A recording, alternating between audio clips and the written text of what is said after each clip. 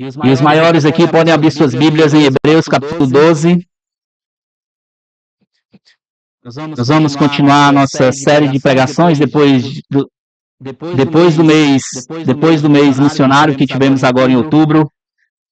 Deus nos bombardeou aí de maneira boa, né, com a obra missionária, encorajando a nossa igreja tanto a olhar para a obra missionária, quanto também se dispor a servir na obra missionária. Então, nós vamos voltar agora à nossa série de estudo em Hebreus capítulo 12, e nós hoje vamos estudar os versículos 12 ao 29, tá certo? Vamos pegar um trecho maior do capítulo 12.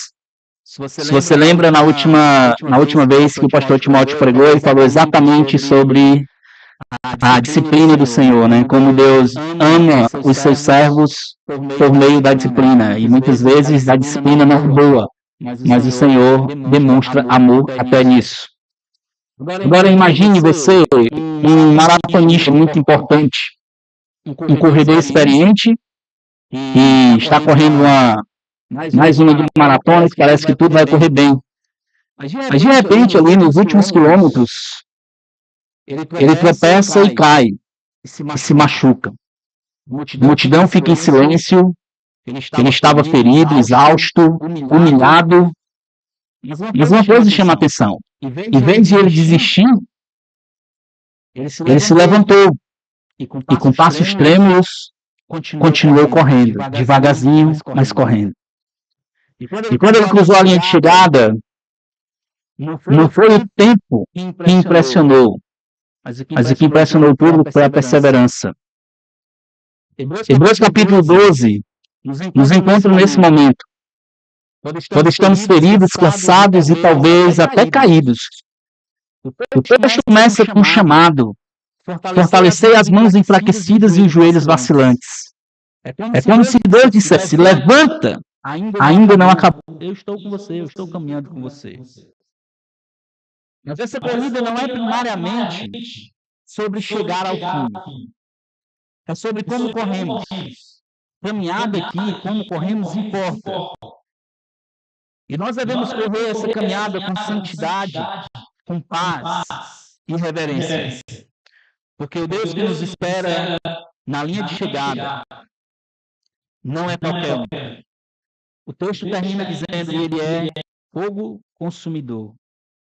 E ele nos deu um reino que jamais será abalado. Hoje nós somos convidados a correr com propósito, com santidade, com temor. Porque a linha de chegada não é apenas a vitória. É antes de tudo um encontro com Deus Santo. Hebreus capítulo 12, os versículos 12 a 29 diz assim, vamos ler todos. Por isso, levante as mãos cansadas e fortaleça os joelhos vacilantes. Façam caminhos retos para os seus pés, para que o manto não se desvie, mas seja curado. Procurem viver em paz com todos e busquem a santificação, sem a qual ninguém verá o Senhor. Cuide para que ninguém fique afastado da graça de Deus, e que nenhuma raiz de amargura brotando cause perturbação, e por meio dela muitos sejam contaminados. E cuidem para que não haja nenhum impuro ou profano, como foi Esaú, o qual por um prato de comida vendeu seu direito de primogenitura. Vocês sabem também, posteriormente, que, querendo herdar a bênção, foi rejeitado, pois não achou arrependimento, embora com lágrimas o tivesse buscado. Ora, vocês não chegaram ao fogo palpável e aceso, à escuridão, às trevas, à tempestade. Ao toque da trombeta e ao som das palavras, tais que aqueles que ouviram, isso pediram que não lhe fosse dito mais nada, pois já não suportavam o que lhes era ordenado. Até um animal, se tocar o monte, será apedrejado. Na verdade, o espetáculo era tão horrível que Moisés disse: estou apavorado e tremo. Pelo contrário, vocês chegaram ao Monte Sião, e à cidade do Deus vivo, a Jerusalém celestial, e a milhares de anjos. Vocês chegaram à Assembleia Festiva, igreja dos primogênitos arrolada nos céus. Vocês chegaram ao Deus, o juiz de todos, e aos espíritos dos justos aperfeiçoados, e a Jesus, o mediador da nova aliança, e ao sangue da aspersão, que fala melhor do que o sangue de Abel. Tenham cuidado e não se recusem a ouvir aquele que fala, pois se os que se recusaram a ouvir quem divinamente os advertiu na terra não escaparam, muito menos escaparemos nós se nos desviarmos daqueles que dos céus nos adverte. Naquele tempo a voz dele abalou a terra, mas agora ele promete dizendo, mais uma vez eu farei tremer, não somente a terra, mas também o céu. Ora, as palavras mais uma vez significam a remoção dessas coisas abaladas, ou seja, das coisas criadas, para que permaneçam as coisas que não podem ser abaladas. Por isso recebemos nós um reino inabalável. Retemos a graça pela qual sirvamos a Deus de modo agradável, com reverência e temor, porque o nosso Deus é fogo consumidor. Vamos orar mais uma vez. Senhor grande Deus, nós queremos pedir o auxílio do Senhor, que essa palavra, ó Deus, venha de encontro aos nossos corações. Venha ao encontro dos nossos corações, abraçando, Deus, talvez alguns aqui com corações aflitos, talvez alguns aqui, Senhor Deus, lutando com os seus pensamentos, ou talvez, Senhor Deus, até mesmo nós que estamos seguros no Senhor, mas que possamos ser alertados pela Tua palavra, não somente para ajudar outros, mas estarmos também firmes diante do Senhor com reverência. Nós queremos viver, Senhor Deus, uma vida de santidade. Mas essa vida de santidade não é baseada naquilo que achamos ou pensamos, ou naquilo que queremos. A santidade, Senhor Deus, não está baseada naquilo que gostamos. A santidade, Senhor Deus, não está baseada naquilo que nós fazemos ou deixamos de fazer. A santidade, antes de tudo, está baseado em nós batalharmos para sermos mais parecidos contigo. E isso requer, Senhor Deus, trabalho árduo, que requer perseverança. Muitas vezes, Senhor Deus, também requer dor quando caímos no pecado e o Senhor nos traz de volta para Ti, disciplinados, quebrados.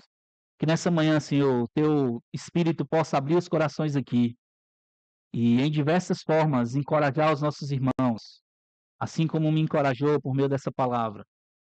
Que a palavra do Senhor não seja apenas lançada, mas frutifique.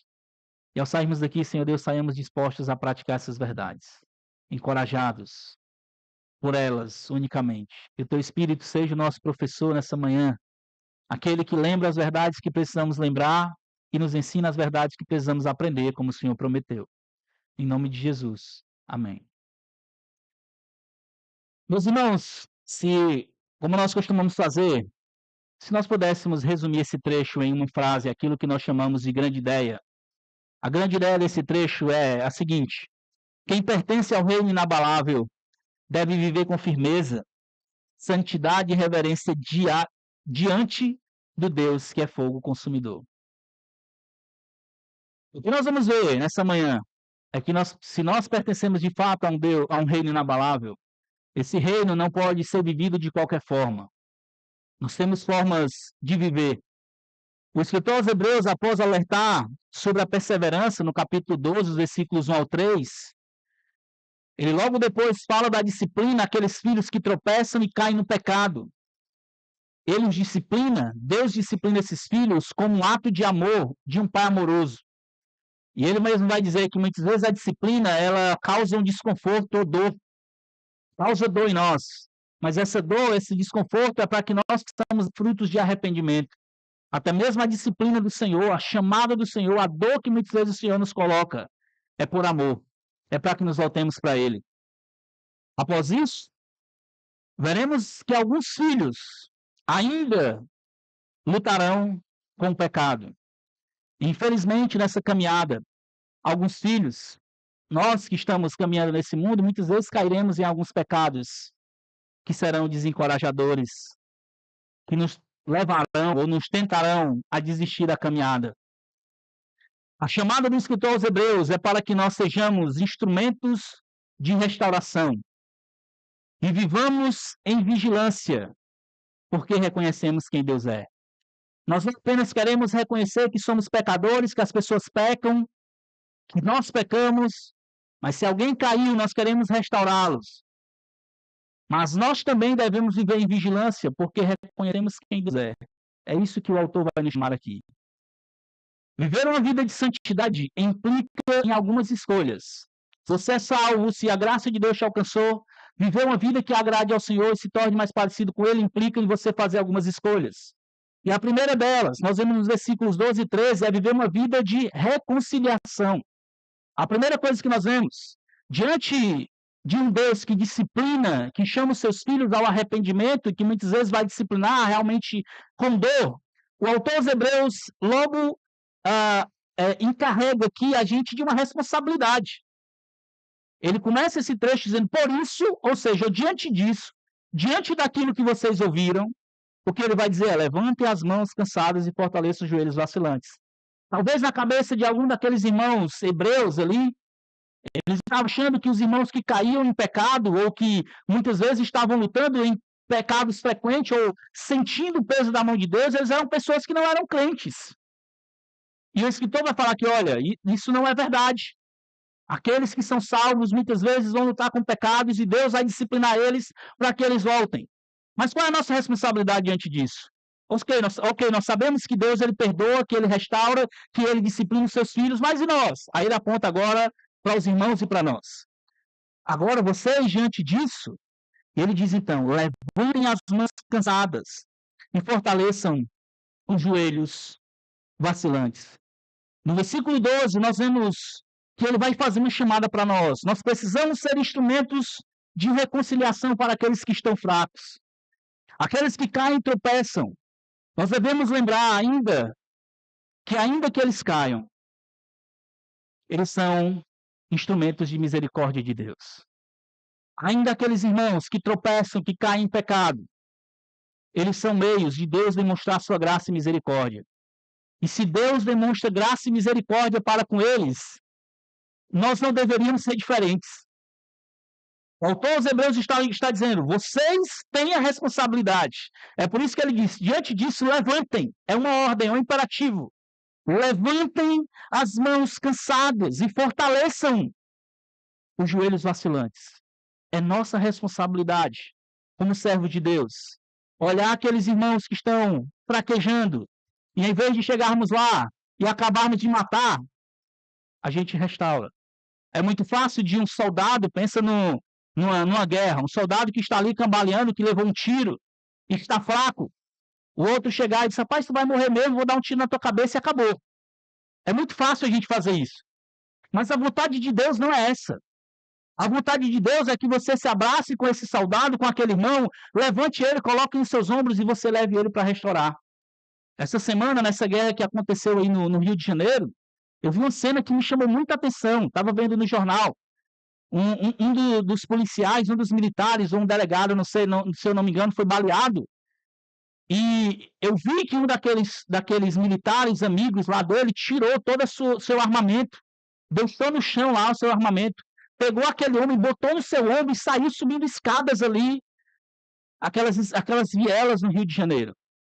Imagina o peso, cansado, mentalmente, por estar numa guerra.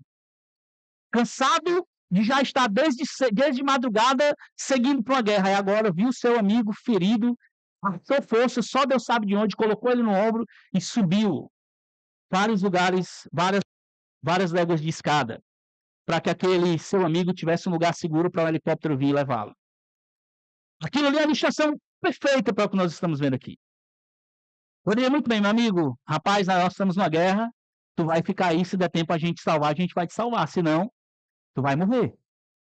Mas eles não fizeram isso. E o escritor aos Hebreus está nos chamando exatamente para isso. Se Deus é um Deus que disciplina filhos a quem Ele ama, e disciplina, muitas vezes a gente pensa em disciplina como forma punitiva. E claro que dói. Ele mesmo vai dizer isso. A disciplina pior e não é algo que é agradável, né? E aí você que já foi disciplinado quando era criança, né? Certamente não é algo que é legal. Mas possivelmente você em algum momento agradece aos seus pais humanos por terem feito isso. Ou até mesmo alguém que foi um instrumento de Deus para te chamar a atenção, mesmo não sendo seus pais, e te disciplinar de forma encorajadora. Agora imagina Deus, que é um Deus perfeito, um Deus santo, que traz muitas vezes você a ser disciplinado, a sentir a dor, para ser restaurado. Se Deus faz isso, por que nós devemos fazer diferente? Por que que nós vamos agir de forma sem misericórdia? Viver uma vida de santidade, meus irmãos, implica em nós sermos instrumentos de reconciliação. A gente muitas vezes pensa só em nós. Eu estou vivendo em santidade, está de boa. Sim, e aí, os outros? E os teus irmãos que estão, os teus irmãos que estão caindo, os teus irmãos que você sabe que ele não está bem, e onde ainda? E todos eles estão chamando atenção para isso. Eu chamo você, levante as mãos, sabe, fortaleça os joelhos vacilantes aqui, joelho trêmulo. Ela é de pessoas que estão sem força. Já viu aquela pessoa, você já presenciou alguém que está passando mal e que ela não consegue ficar em pé, apenas tremendo? Essa ideia. Joelhos vacilantes é os joelhos trêmulos, está tremendo, não tem força. E o que é que a gente vai fazer? Meu irmão, vou te colocar aqui, bota a mão no ombro e vamos seguir para frente. É isso que o escritor aos Hebreus está nos chamando a fazer. E sabe por que isso é importante? Porque nós também vamos ver que, de alguma forma, nós estamos envolvidos com um alerta nesse processo.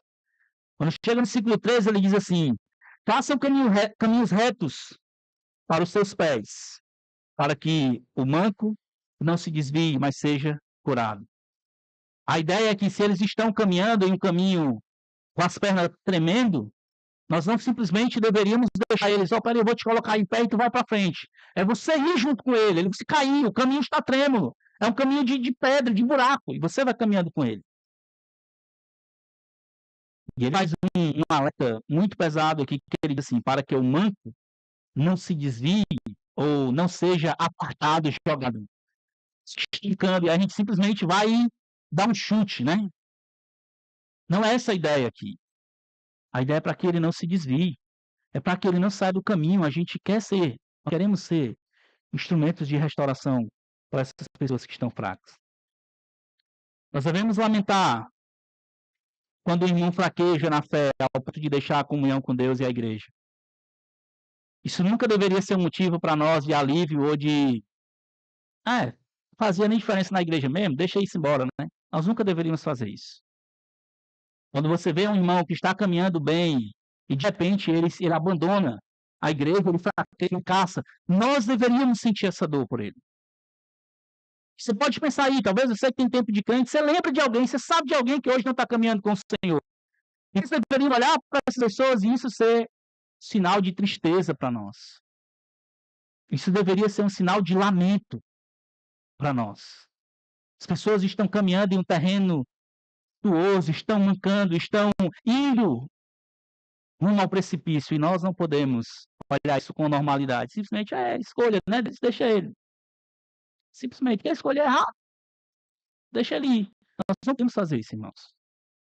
Nós não devemos fazer isso. Há uma chamada aqui para nós. É meio que Deus dizendo assim, tá vendo aí, Deus está tratando com os indisciplinados, né? Como eu estou vivendo bem, então isso aí serve para mim. Aí Deus, peraí, vira a espada do Espírito agora para você. Você tem responsabilidade sim. Se você está caminhando bem, você está caminhando com seus pés firmes, você tem responsabilidade sobre aqueles que não estão caminhando legal. Esse é o primeiro alerta para nós. Se nós queremos viver em santidade, nós devemos ser, antes de tudo, instrumento de reconciliação para aqueles que estão caminhando em caminhos tortuosos. Tirar mais os olhos de nós e botar os olhos dos outros. Tirar mais o egoísmo nosso e olhar para os outros. Isso aqui é difícil, né? Porque ajudar quem está caminhando bem é massa, não é legal, né? Agora, ajudar quem está caminhando no caminho tortuoso, você caminhar no caminho tortuoso com alguém que fraquejou, isso é desconfortável, meu amigo. Eu não tenho nada a ver com isso, eu vou caminhar com o cara, botar meus ombros, é isso mesmo? É isso. É o que a Bíblia está nos chamando a fazer. Uma das formas para se viver em santidade, que o escritor aos Hebreus dá grande ênfase, e aí aqui nós temos o nosso segundo ponto, é a vida em comunidade. A comunidade que nós vamos conseguir deixar isso aqui. Viver uma vida de santidade implica em viver uma vida de comunhão sem amargura. Essa é a segunda escolha. Nós decidimos ser instrumentos de reconciliação. A outra coisa, nós decidimos viver uma vida de comunhão e sem amargura. Esse trecho nos traz alguns alertas Logo depois emenda aqui uma ordem, né? Procurem viver em paz com todos e busquem a santificação sem a qual ninguém verá o Senhor. Seguir aqui, procurar viver, ou procurar, né, como a palavra aqui, é literalmente perseguir. É correr atrás com força. Imagina que você você se preparou bem para uma corrida e você está perseguindo a linha de chegada. A ideia dessa palavra é exatamente perseguir. Persigam a paz com todos e a santificação. Perseguir é seguir. Eu quero viver em paz, eu quero viver uma vida de santidade. Viver uma vida de santidade requer nós buscarmos viver relacionamentos corretos e saudáveis com os nossos irmãos. Se por um lado eu reconcilio aqueles que estão fraquejando, por outro lado também eu esforço para, pensando na comunidade, eu viver uma vida correta, saudável, com relacionamentos que demonstrem essa ênfase para correr atrás de paz e santificação. O autor nos chama a perseguirmos a paz com os outros e a santidade, e algo que ele diz que deveria chamar nossa atenção aqui é que sem isso nós não veremos o Senhor. Nós não veremos ao Senhor. Ou seja, uma inferência que tiramos desse trecho é que aqueles que vivem uma vida de imoralidade, amargura, desunião, essas são marcas de pessoas incrédulas, que não conhecem ao Senhor. Pessoas que não batalham para viver uma vida de santidade. Pessoas que não batalham para viver uma vida de comunhão com outros. Pessoas que não batalham para, de fato, fazer aquilo que Deus diz. Essas são marcas de pessoas que não conhecem a Deus. E nós deveríamos tremer ao ouvir isso aqui. O perigo de viver uma vida de constantes conflitos é o perigo de criar um coração amargurado. E esse talvez seja um dos textos que mais me faz tremer as pernas das Escrituras. Porque o autor ele usa aqui uma palavra raiz. Raiz de amargura. Uma coisa é você chatear com alguém, uma coisa é você ficar irado, outra coisa é quando isso enraiza no seu coração. Imagina o trabalho. Pensa em uma planta difícil quando ela enraiza em um lugar que precisa de um especialista para tirar essa planta. Não é simplesmente a gente chegar aqui, como a gente cortou planta aqui, não é simplesmente isso. É de uma pessoa que precisa fazer correto. Porque só alguém especialista sabe como remover essa raiz. É a amargura. Aqui tem um alerta, né, que ele diz assim, cuidado, cuidem para que ninguém fique afastado da graça de Deus, versículo 15, e que nenhuma raiz de amargura brotando causa perturbação, por meio dela muitos sejam contaminados. Essa palavra cuidem ou cuidado é a mesma palavra da raiz episcopos, ou seja, de pastores, de pastear, de cuidar, de atentar.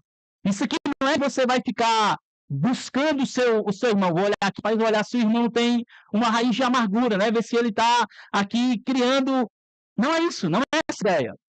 É a ideia de que se você percebe, se alguém está vivendo dessa forma, nós como irmãos em Cristo, nós temos que levá-los ao arrependimento. A ideia de sermos instrumentos de cuidado e vigilância, não apenas para nós, mas para os nossos irmãos.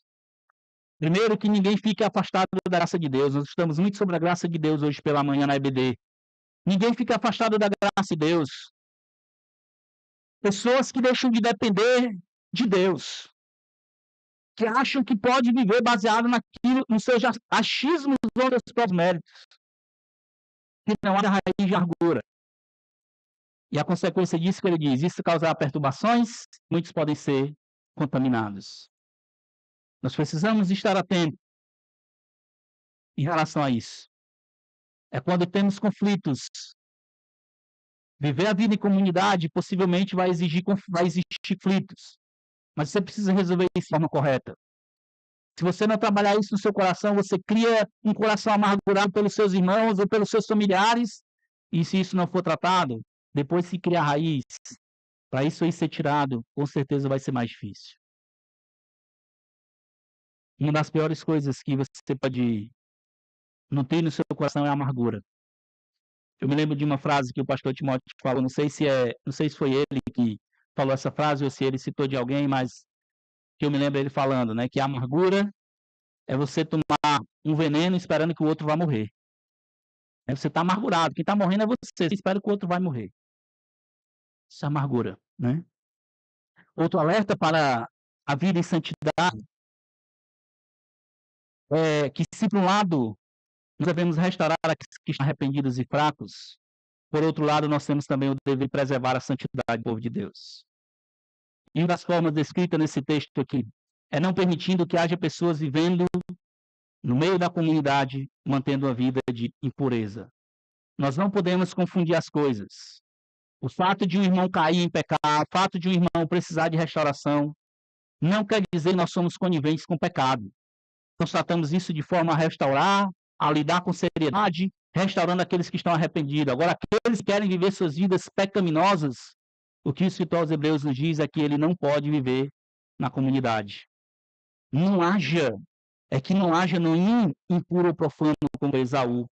A qual ele usa aqui o exemplo de Esaú. Por que ele usa o exemplo de Esaú? É aquele que trocou uma refeição ou algo rápido por algo que era eterno, né? Sua primogenitura, pessoas que vivem entregues aos seus próprios prazeres momentâneos. Esse tipo de pessoa que vive nesses pecados constantes e não se arrependem, eles precisam ser retirados do meio da comunidade.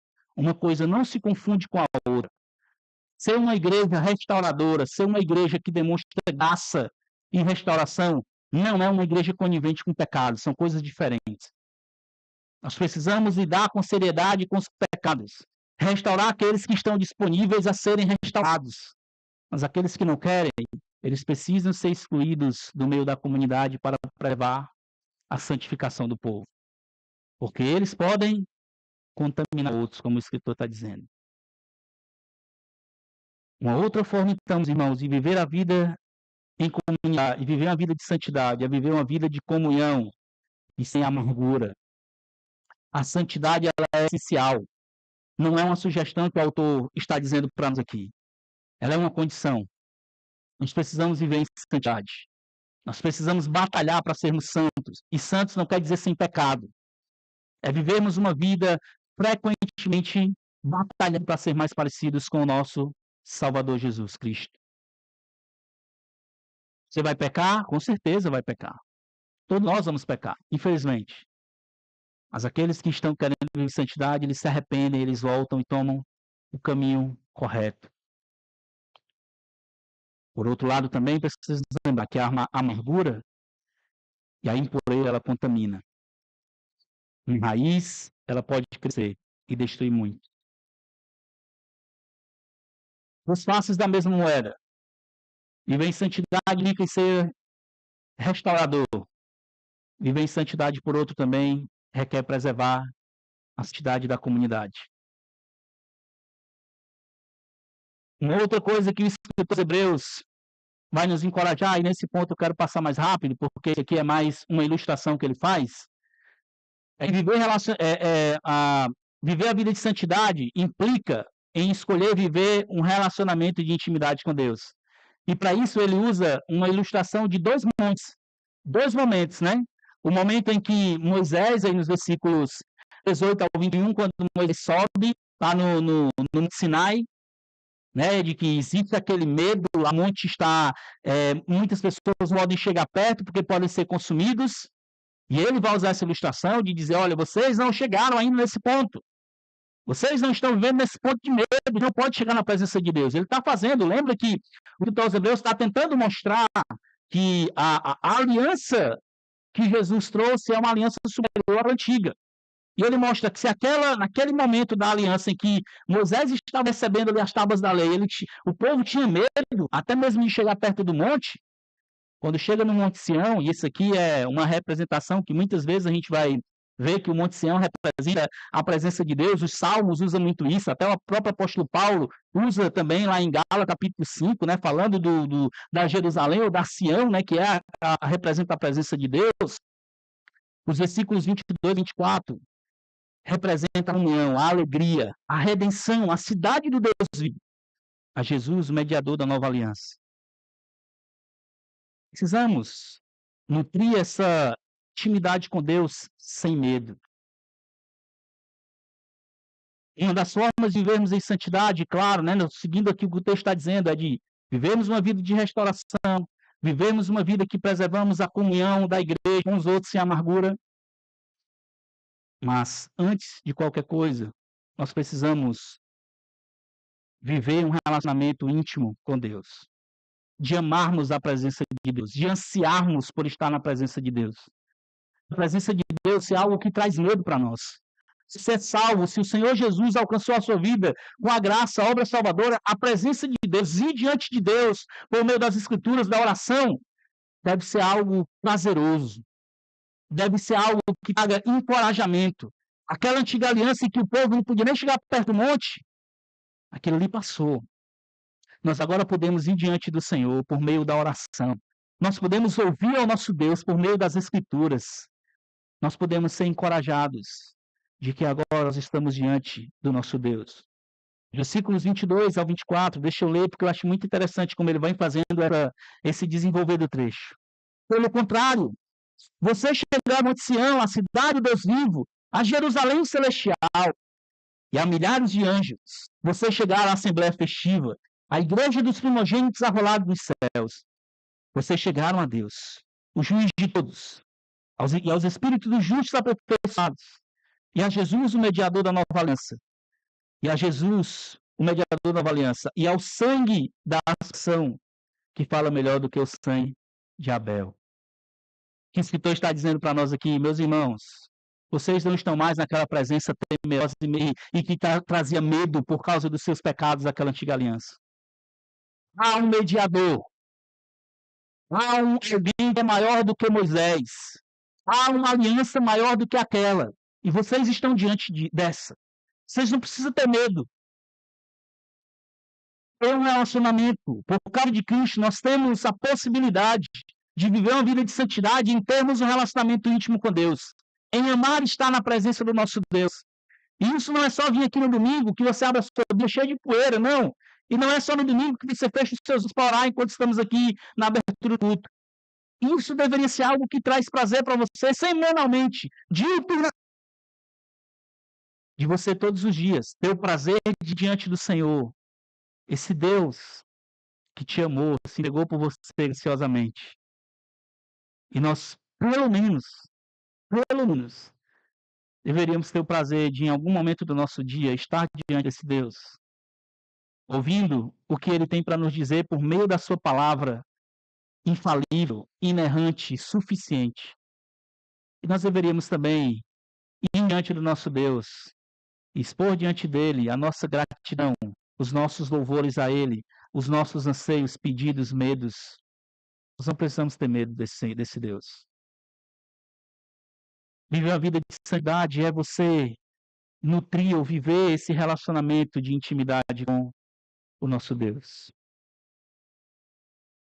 Um relacionamento íntimo com Deus, consequentemente, nos levará ao nosso último ponto, a nutrir uma visão correta da pessoa de Deus. Versículo 25, mais uma vez ele chama aquela palavra, né? Tenham cuidado ou curem e não se recusem a ouvir aquele que fala. Aqui é não rejeitar aquele que falou do céu no passado. É uma advertência contra a indiferença espiritual. E ele diz, apontando para a aliança ainda, pois aqueles que se recusaram a ouvir quem divinamente os advertia na terra, não escaparam,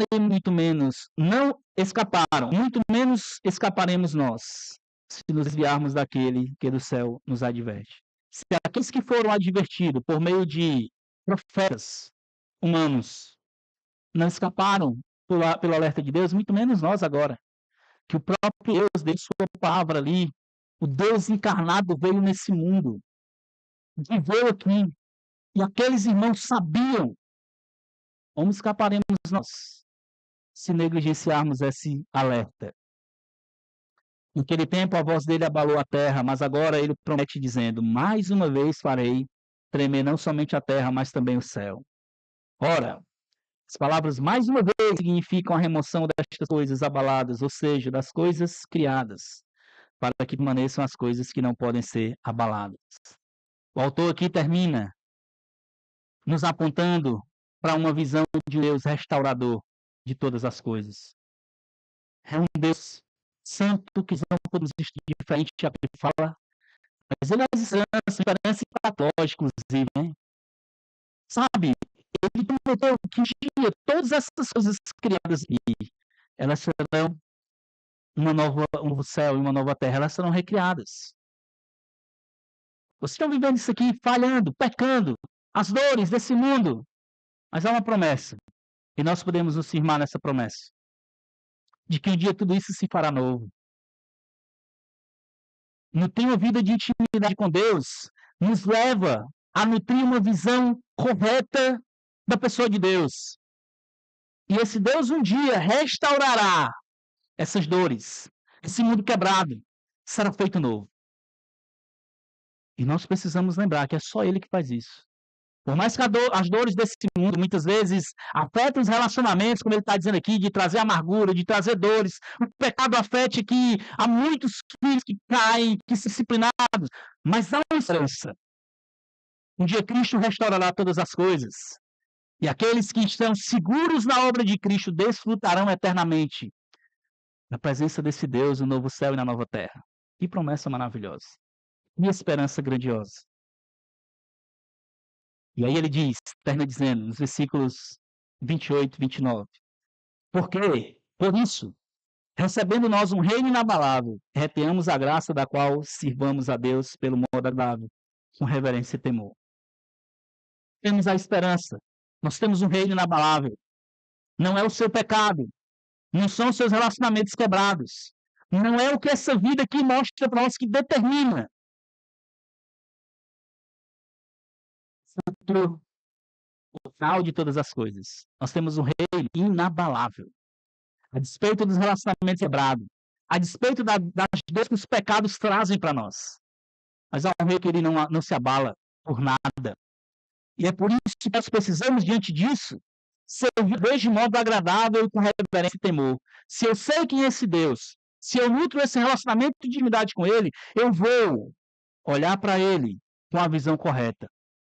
Meus irmãos, nós deveríamos, ao falar de Deus, ao pensar em Deus, ao viver para Deus, viver uma vida exemplar. Isso aqui deveria nos encorajar diante do pecado, diante das tentações. O que Deus nos entregou, o que Deus nos deu, o que Deus fez por nós. Vale a pena trocar isso aqui pelo pecado? Vale a pena trocar isso por uma vida sem sentido? Vale a pena continuar vivendo essa vida que você está vivendo aí, que sem esperança? Vale a pena. A melhor coisa que podemos ter. Você pode pensar, não sei o que você está seguro, se é nos seus estudos, se é no seu dinheiro, o que você está olhando para esse mundo? Mas eu quero dizer uma coisa para você, só há uma coisa inabalável.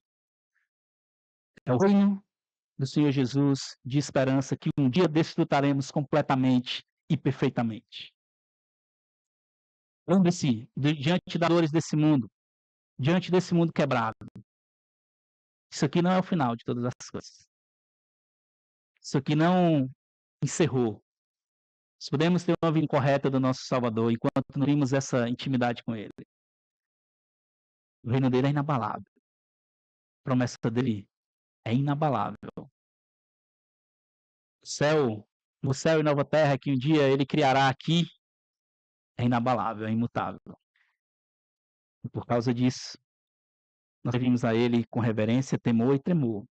E ele termina dizendo, porque o nosso Deus é fogo consumidor. Fogo consumidor no sentido de ele é um Deus zeloso. O nosso Deus, ele requer santidade. Deus nos entregou todas essas promessas de ter um reino inabalável, de ter uma promessa de que puramente novo céu e nova terra que nós estaremos desfrutando. Será que vale a pena viver uma vida de pecado, uma vida sem sentido, uma vida sem esperança? Deus, ele é um Deus justo. Você, mais uma vez, se você está aqui, está sendo alertado diante desses fatos e não conhece o Evangelho ainda, eu me lembro de uma frase que o Abdullah falou semana passada, que ele disse assim, Deus dá muitas chances para o homem, mas uma delas é a última. Eu espero que essa não seja a última chance de ouvir o Evangelho, de ouvir essas verdades. reino do Senhor, a graça de Deus, para receber pecadores arrependidos, quebrantados, e entrar a fazer parte desse reino por causa da obra de Cristo. Deus não está interessado no que você tem.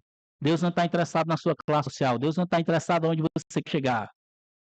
O interesse de Deus é ser fiel àquilo que Ele cumpriu e prometeu. E nós podemos descansar nisso. Eu queria terminar, então, encorajando você com 3 aplicações. A primeira delas, lute contra o pecado e seja um instrumento restaurador para os fracos. Queria que você fosse encorajado. Pastor, quer dizer que eu posso ser restaurado, então vou viver em pecado. Não. Isso aqui é um alerta para nós vivermos lutando contra o pecado, com todas as forças, odiarmos o pecado. Deus nos prometeu tudo isso aqui. É para nós olharmos com o pecado com raiva. Quando algum irmão cair em pecado, nós devemos odiar o pecado, a desgraça do pecado que traz tantas dores a esse mundo. Lute contra o pecado, seja um instrumento de restauração, ou um instrumento restaurador para os fracos, aqueles que caem. Não seja um instrumento para matar, acabar com a vida. Pensando em você. Segundo, nutra um relacionamento íntimo com Deus.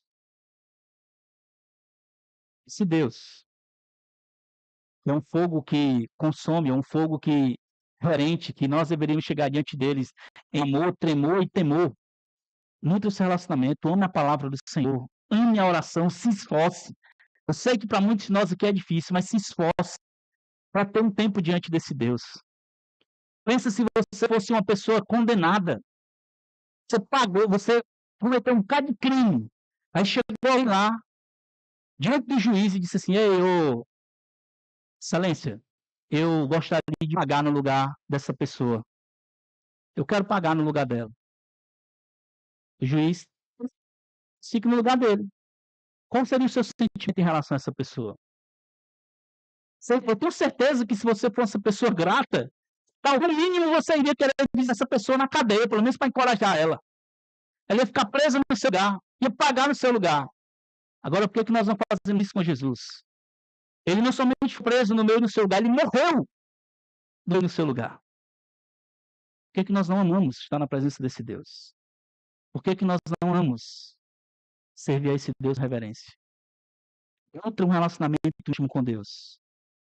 Terceiro, nutra diariamente uma visão correta de quem Deus é. Por que isso é importante? Se você souber quem Deus é, lembra que Deus é um Deus onisciente, sabe de todas as coisas, onipresente, está em todos os lugares, onipotente, tem todo o poder. No momento de lutas, medos, lembra que Deus está lá com você. No momento em que você se sentir incapaz, lembra que Deus tem todo o poder. No momento em que você estiver achando que está sozinho, lembra que Deus está com você. No momento em que se sentir tentado a pecar, lembra que Deus está com você. Nutra diariamente uma visão correta de quem Deus é. Isso vai te encorajar muito. Isso vai te encorajar em todas as áreas. Deus não é aquele Deus que deveria trazer medo para nós. Pelo contrário, deveria trazer deleite, encorajamento de servirmos a Ele. O ritual aos Hebreus está nos chamando aqui. Deus é fogo consumidor. Mas é um fogo consumidor no sentido de ser zeloso. Ele não perto com o pecado. Se você quer viver uma vida de pecado, um dia você também vai estar diante do Senhor, do Salvador, e Ele vai ser justo. Ele permanece justo. Ele permanece um Deus bom quando Ele condena os pecadores que não arrependem. E Ele permanece sendo justo e bom quando Ele salva pecadores que não merecem. Deus, Ele não é só amor e Deus, Ele não é só juízo. Ele é os dois, ao mesmo tempo. Só Ele consegue ser isso. Ele tem a justiça perfeita e Ele tem o amor completo. É só Deus que faz isso. É o que nós chamamos na teologia dos atributos de Deus. É um Deus amoroso e Ele é justo. E Ele compartilha isso. Muitos de nós somos justos, muitos de nós somos amorosos. Mas somos imperfeitos. O nosso amor é imperfeito. A nossa justiça é imperfeita. Mas de Deus, não. Deus é justo juiz. E Deus é amor. Ele não ama só, Ele é amor. Ele é classificado como amor. Então, nutra essa visão correta de Deus. E mais uma vez quero terminar encorajando você que não conhece a Jesus. Talvez isso seja o momento de você se voltar para esse Deus arrependido, quebrantado e pedindo que Ele guie a sua vida para frente. Onde todos nós iremos encontrar com o Salvador. E aí? Vai ser para deleite ou vai ser para condenação eterna? Qual a visão de Deus que você tem hoje? O que você vai fazer com tudo isso que você está ouvindo? Vamos orar. Senhor Deus, queremos te agradecer pela tua palavra. Senhor, nos ajude a viver uma vida de santidade, mas não somente uma vida de santidade egoísta. Uma vida de santidade que pensemos em nós, claro, vivendo uma vida que agrade ao Senhor, mas que isso reflita a comunidade, isso reflita na nossa família, em como lidamos com os nossos cônjuges, com os nossos filhos, os pais, os nossos irmãos aqui na igreja, no trabalho, na escola, faculdade, onde quer que estejamos, ó Deus. Que venhamos nutrir, Deus, uma vida de santidade correta, que não afete somente a nós, mas afete aos outros. Eu peço que o Senhor nos use como instrumentos de restauração a outros. Eu peço também que o Senhor seja um Deus que nos encoraje a ter uma visão correta de quem o Senhor é. Ó Deus, diante dos medos, das dificuldades desse mundo, diante das tentações, venhamos olhar para Ti, ver livramento no Senhor, ver fortaleza no Senhor, ver força no Senhor. Obrigado, Senhor, pela Tua palavra. Obrigado por esse encorajamento. Se algum dos meus irmãos aqui está lutando com alguma dessas áreas, que o Senhor possa, Deus, ajudá-los a serem instrumentos de restauração e a serem restaurados também. Eu oro também, se alguém ainda não te conhece aqui, que o Senhor possa abrir o entendimento para a salvação. E abraça essa oferta urgentemente. Não há escolha melhor, não há coisa melhor que possamos fazer de abraçar o Salvador e viver eternamente para Ti. Te peço isso, em nome de Jesus. Amém. Ao final desse tempo, se você ainda não conhece a Jesus, você ainda não fez uma decisão de conhecer a Jesus, eu queria lhe encorajar. Você pode me procurar, procure um irmão, uma irmã aqui mais maduro, e nós queremos te levar, apresentar como você pode chegar ao conhecimento desse Salvador. E o próprio escritor aos Hebreus disse, você precisa se voltar para o Senhor no tempo que se chama hoje. Amanhã, a gente não sabe de nada. Mas se você ouvir essa palavra, encoraje você. No final, venha conversar conosco. E para isso, vida, Senhor, a melhor coisa que você pode fazer.